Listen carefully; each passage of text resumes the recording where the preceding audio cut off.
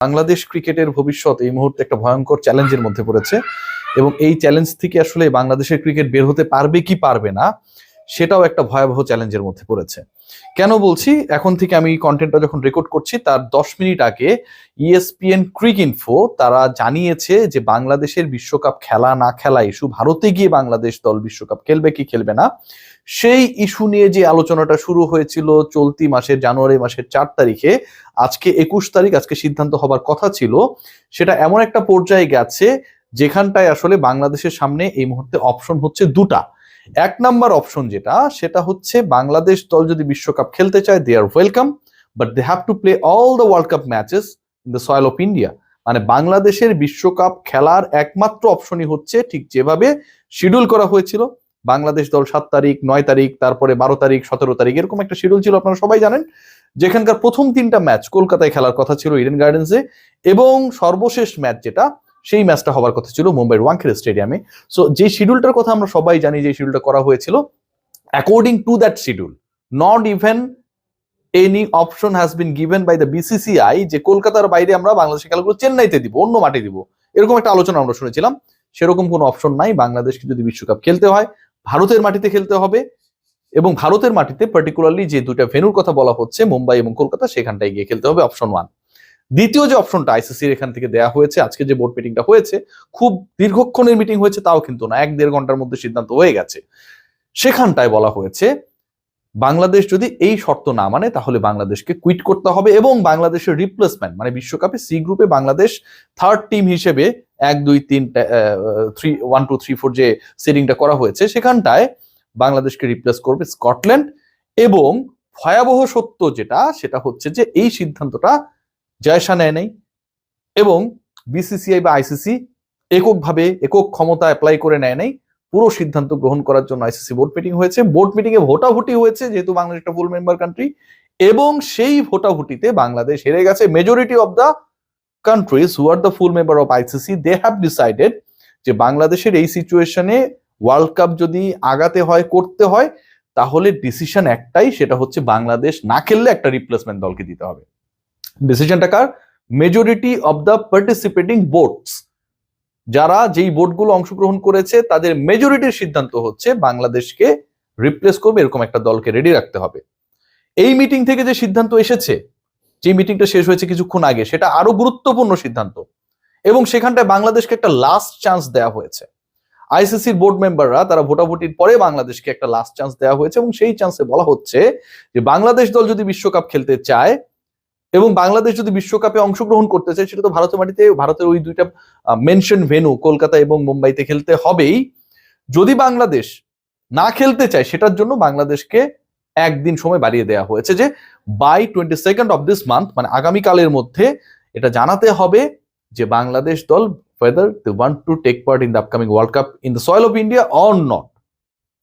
আগামীকালের মধ্যে বাংলাদেশ দলকে জানিয়ে দিতে হবে। তার মানে আগামীকালের মধ্যে ফরমালি এই ডিসিশনটা আমরা পেয়ে যাব যে বাংলাদেশের বিশ্বকাপ ভবিষ্যৎটা আসলে কি, কোন পথে।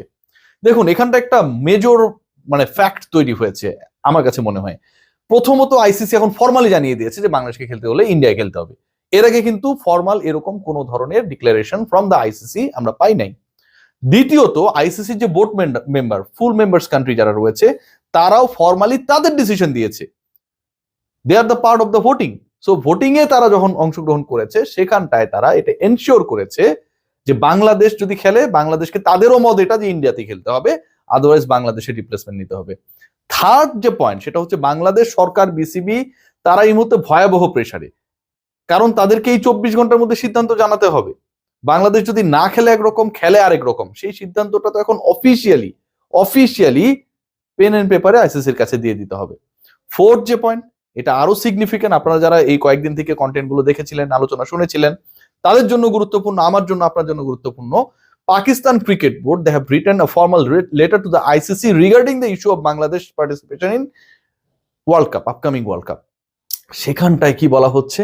সেখানটায় পাকিস্তান ক্রিকেট বোর্ড যে রিকোয়েস্ট লেটারটা লিখেছিল, যেই ঘটনা ঘটেছিল জানুয়ারি মাসের 4 তারিখে, পাকিস্তান ক্রিকেট বোর্ড ICCর কাছে চিঠি দিয়েছে আজকে, মানে যেদিন মিটিংটা কল করা হয়েছে, আজকে পাকিস্তান ক্রিকেট বোর্ড ICCর এই সভায় কোথাও কোনোভাবে কোনো বাক্যে সরাসরি অথবা সরাসরি না, প্রত্যক্ষ পরোক্ষভাবে কোথাও বলে নাই যে বাংলাদেশ যদি না খেলে তাহলে পাকিস্তানও খেলবে না।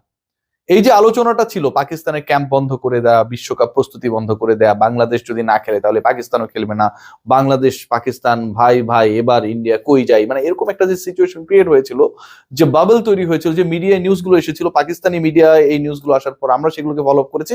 আইসিসির ফর্মাল মিটিং এ এরকম কোন স্ট্যান্স পাকিস্তান নেয় নাই, despite they have been connected, they were connected with the government level. বাংলাদেশের সরকারি পর্যায় থেকেও পাকিস্তানের সাথে যোগাযোগ করা হয়েছিল, পাকিস্তানের গণমাধ্যম জানিয়েছিল।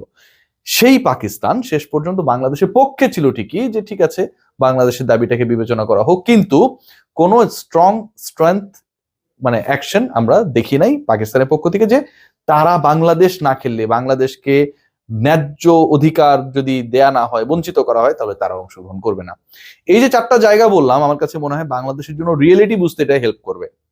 এর আগে কি মনে হয়েছিল যে বাংলাদেশ একা না, আরো অনেকের সাপোর্ট রয়েছে, আসলে বাংলাদেশের সাথে কেউ নেই, number one. Number two, Bangladesh একা না থাকলেও, বাংলাদেশের সাথে অন্য দেশ না থাকলেও পাকিস্তান পিসিবি অ্যাটলিস্ট রয়েছে, সেটাও ফর্মালি এই মুহূর্তে নেই, কারণ তারা অংশগ্রহণ করবে, তারা লজিক্যালি আগাচ্ছে। নাম্বার থ্রি, যেটা আমরা মনে করেছিলাম যে এখানে 2-2 হতে পারে, 3-1 হতে পারে, ভেনুস গুলোর ব্যাপারে একটা নেগোসিয়েশনে আসতে পারে, বাংলাদেশে কিছু ম্যাচ শ্রীলঙ্কায় হলো, কিছু ইন্ডিয়ায় হলো, দুপক্ষ জিতলো, দুই দেশ জিতলো, পলিটিক্যালি কেউ হারলো না, ক্রিকেট কূটনীতির জায়গায় বাংলাদেশ কিছুটা হলেও একটা ব্রিদিং স্পেস পাবে, সেটাও হয় নাই।